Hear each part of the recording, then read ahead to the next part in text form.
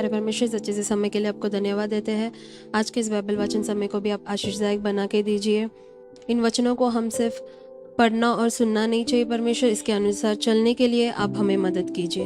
यीशु मसीह के नाम से मांगते पिता, आमीन।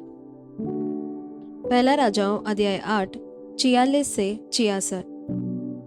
निष्पाप तो कोई मनुष्य नहीं है, यदि ये भी तेरे विरुद्ध पाप करें और तू उन पर कोप करके उन्हें शत्रुओं के हाथ कर दे और वे उनको बंदी बनाकर अपने देश को, चाहे वह दूर हो चाहे निकट, ले जाएं, और यदि वे बंधुआई के देश में सोच विचार करें और फिर कर अपने बंदी भगाने वालों के देश में तुझसे गिड़गिड़ा कर कहें, हमने पाप किया है और कुटिलता और दुष्टता की है, और यदि वे अपने उन शत्रुओं के देश में जो उन्हें बंदी करके ले गए हो अपने संपूर्ण मन और संपूर्ण प्राण से तेरी ओर फिरें और अपने इस देश की ओर जो तूने उनके पुरखाओं को दिया था, और इस नगर की ओर जिसे तूने चुना है, और इस भवन की ओर जिसे मैंने तेरे नाम का बनाया है, तुझसे प्रार्थना करे, तो तू अपने स्वर्गीय निवास स्थान में से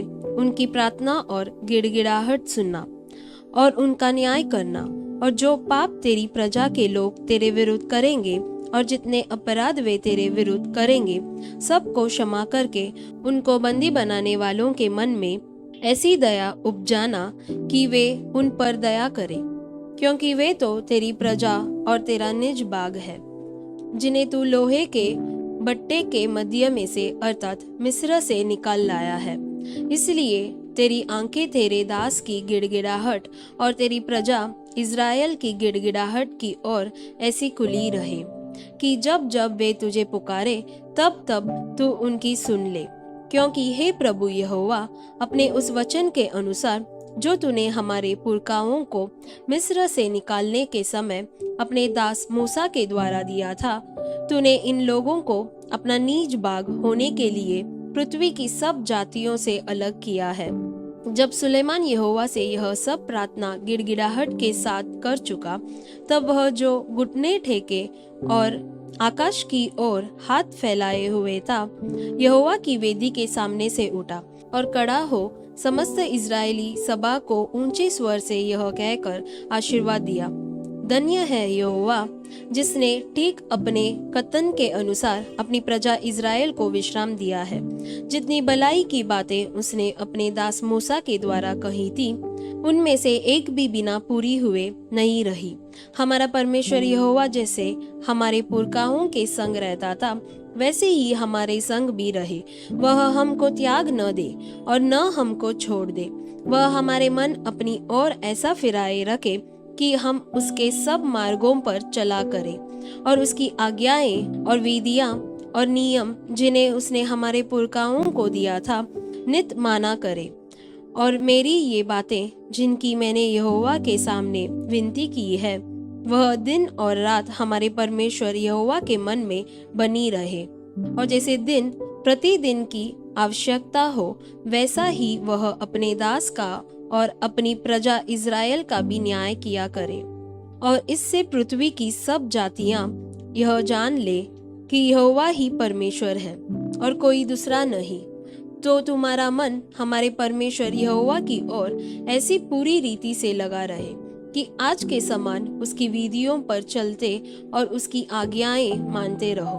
तब राजा समस्त इज़राइल समेत यहोवा के सम्मुख मेल बलि चढ़ाने लगा, और जो पशु सुलेमान ने मेल बलि में यहोवा को चढ़ाए, वे 22,000 बैल और 1,20,000 भेड़ें थी। इस रीति राजा ने सब इज़राइलियों समेत यहोवा के भवन की प्रतिष्ठा की। उस दिन राजा ने यहोवा के भवन के सामने वाले आंगन के मध्य भी एक स्थान पवित्र किया, और होम बलि और अन्न बलि और मेल बलियों की चर्बी वहीं चढ़ाई, क्योंकि जो पीतल की वेदी यहोवा के सामने थी, वह उनके लिए छोटी थी। अतः सुलेमान ने और उसके संग समस्त इज़राइल की एक बड़ी सभा ने, जो हमात की घाटी से लेकर मिस्र के नाले तक के सब देशों से इकट्ठी हुई थी, 2 सप्ताह तक अर्थात 14 दिन तक हमारे परमेश्वर यहोवा के सामने पर्व को मानो। फिर 8वें दिन उसने प्रजा के लोगों को विदा किया और वे राजा को धन्य धन्य कहकर उस सब भलाई के कारण जो यहोवा ने अपने दास दाऊद और अपनी प्रजा इज़राइल से की थी आनंदित और मगन होकर अपने अपने डेरे को चले गए। आमीन। प्रकाशित वाक्य अध्याय 10। फिर मैंने एक और शक्तिशाली स्वर्गदूत को बादल ओढ़े हुए स्वर्ग से उतरते देखा।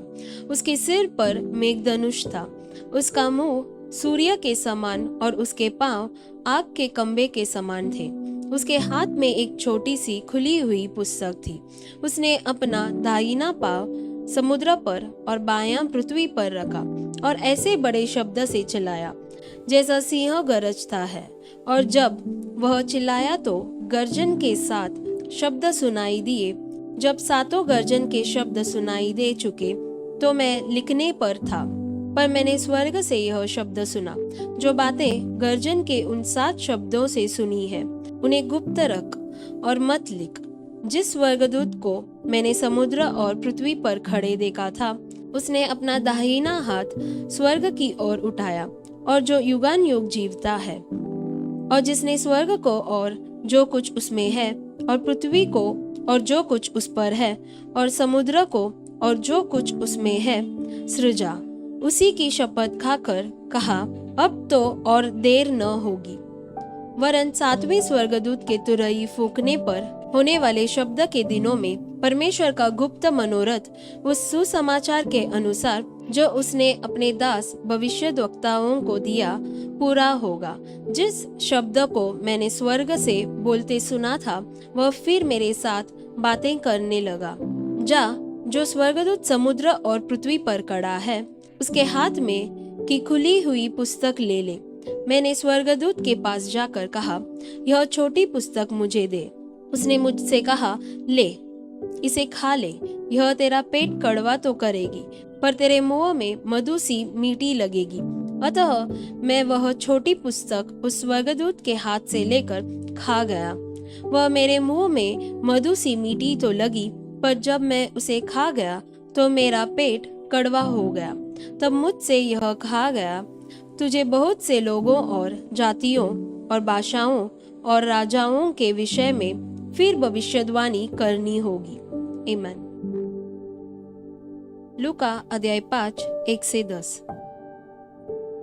जब भीड़ परमेश्वर का वचन सुनने के लिए उस पर गिरी पड़ती थी और वह गनेसरत की झील के किनारे पर खड़ा था, तो ऐसा हुआ कि उसने झील के किनारे 2 नावें लगी हुई देखी और मछुए उन पर से उतरकर जाल धो रहे थे।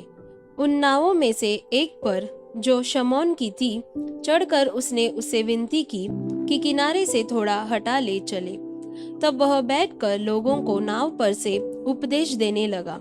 जब वह बातें कर चुका तो शमौन से कहा, गहरे में ले चल और मछलियां पकड़ने के लिए अपने जाल डालो। शमौन ने उसको उत्तर दिया, हे स्वामी, हमने सारी रात मेहनत की और कुछ न पकड़ा, तो भी तेरे कहने से जाल डालूंगा। जब उन्होंने ऐसा किया तो बहुत मछलियां घेर लाए और उनके जाल फटने लगे। इस पर उन्होंने अपने साथियों को जो दूसरी नाव पर थे संकेत किया कि आकर हमारी सहायता करो, और उन्होंने आकर दोनों नावें यहाँ तक भर ली कि वे डूबने लगी। यह देखकर शमौन पतरस यीशु के पांवों पर गिरा और कहा, हे प्रभु, मेरे पास से जा, क्योंकि मैं पापी मनुष्य हूँ। क्योंकि इतनी मछलियों के पकड़े जाने से उसे और उसके साथियों को बहुत अचंभा हुआ, और वैसे ही जब्दी के पुत्र याकूब और यूहन्ना को भी, जो शमौन के सहभागी थे, अचंभा हुआ। तब यीशु ने शमौन से कहा, मत डर, अब से तू मनुष्यों को जीवता पकड़ा करेगा। आमीन।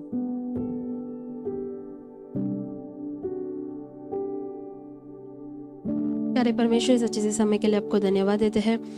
जैसे हम पढ़े थे परमेश्वर, आपके दास मूसा से आपने जो भी भलाई बात की थी वो सब आपने पूरा किया था। उसी प्रकार परमेश्वर हमारी ज़िंदगी में भी आपने जो भी भलाई बातें की है वो आप पूरा कीजिए। और जैसा शमौन ने आपकी बात सुनकर आशीष पाया, उसी प्रकार परमेश्वर हमारी ज़िंदगी में भी आपके आज्ञाओं और विधियों को मानकर हम पूरे आशीष पाने के लिए हमें मदद कीजिए। यीशु मसीह के नाम से मांगते पिता, आमीन। God bless you.